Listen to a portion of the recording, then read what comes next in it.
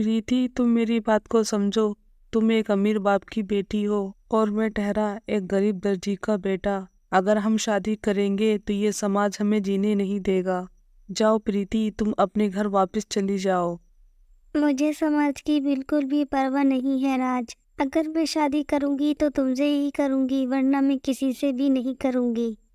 राज एक गरीब घर का लड़का था और प्रीति एक अमीर बाप की बेटी थी। राज एक नेक दिल इंसान था, इसी वजह से प्रीति को राज से प्यार हो जाता है और प्रीति अपने बाप के खिलाफ जाकर राज से शादी कर लेती है। लेकिन जब ये बात प्रीति के पिता को पता चलता है तो वो बहुत गुस्सा होते हैं। जाओ, चली जाओ इस घर से। तुम्हारा इस घर में अब कोई हक नहीं है और कभी भी वापिस पलट कर मत आना। हम सब तुम्हारे लिए मर गए हैं। प्रीति वहां से अपनी ससुराल चली जाती है और अपने ससुराल वालों के साथ खुशी खुशी रहने लगती है। प्रीति अपने ससुराल में सब लोगों का दिल जीत लेती है, लेकिन प्रीति के एक भाभी और भैया भी थे जो प्रीति से बहुत जला करते थे। जिस दिन से प्रीति इस घर से गई है उस दिन से हमारी तो किस्मत ही जाग गई है।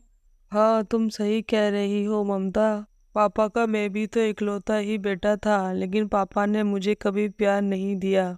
हमेशा प्रीति को ही बेटा और बेटी का प्यार मिला है। और देखो, प्रीति ने ही पापा को कहीं भी मुंह दिखाने का लायक नहीं छोड़ा। चलो खैर, हमारा तो फायदा हो गया, हमें क्या चाहिए और। इस तरह प्रीति का भाई और प्रीति की भाभी प्रीति के घर छोड़ जाने से बहुत खुश थे, लेकिन उधर प्रीति के पिता का बहुत बुरा हाल था। वो दिन रात प्रीति को ही याद करते रहते थे। शादी को 3 साल हो गए थे, लेकिन उन्होंने प्रीति को एक बार भी नहीं देखा था। एक दिन प्रीति के पिता का दिल नहीं मानता है और वो प्रीति को फोन लगा देते हैं। हेलो प्रीति, मैंने सोचा था तुम्हारी शक्ल कभी भी नहीं देखूंगा और तुमसे कभी भी बात नहीं करूंगा, लेकिन ये दिल अंदर ही अंदर बैठा जा रहा है। सॉरी पापा, मुझे माफ कर दो। मेरा इरादा आपका दिल दुखाने का नहीं था पापा। राज और राज के परिवार वाले लोग सब बहुत अच्छे हैं पापा, मुझे बहुत खुश रखते हैं। ठीक है प्रीति, शाम को तुम घर आ जाओ, यहीं बैठकर बात करते हैं। और इस तरह प्रीति शाम को अपने पिता के घर आ जाती है और दोनों एक दूसरे को देखकर बहुत खुश होते हैं। लेकिन उधर उसकी भाभी को बहुत बुरा लगता है। प्रीति की भाभी प्रीति को घर से निकालने के आइडिया सोचने लगती है। जैसे ही प्रीति अपने कमरे में सोने के लिए जाती है, वैसे ही ममता तिजोरी की चाबी चुरा लेती है और तिजोरी में 10 लाख का कैश रखा था, वो सारा कैश प्रीति के बैग में रख देती है। अगले दिन सुबह को जैसे ही प्रीति के पिता की नज़र उस तिजोरी पे पड़ती है, वो चौंक जाते हैं।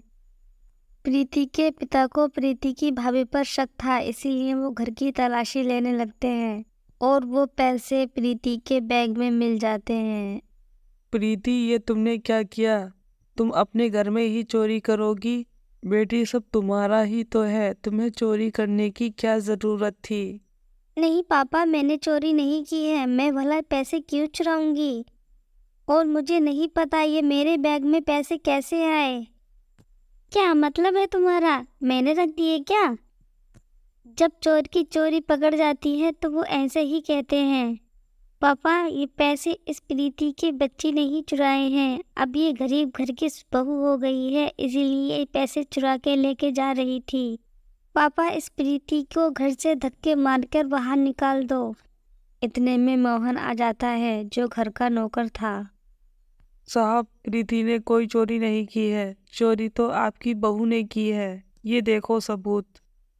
और मैंने इन्हें चोरी करते हुए देख लिया था, इसीलिए मैंने वीडियो भी बना ली है। अगर तुम्हें यकीन नहीं आए तो वीडियो देख लो। मोहन वो वीडियो दिखा देता है और वीडियो को देखकर श्यामलाल को बहुत गुस्सा आता है। जाओ, निकल जाओ मेरे घर से, मुझे इस घर में तुम्हारी कोई जरूरत नहीं है। श्यामलाल प्रीति के भाई और भाभी को घर से निकाल देते हैं और प्रीति को एक अच्छा सा मकान ले देते हैं ताकि प्रीति को कोई परेशानी ना हो और वो जिंदगी खुशी खुशी गुजारे। अब प्रीति बहुत खुश रहने लगी थी।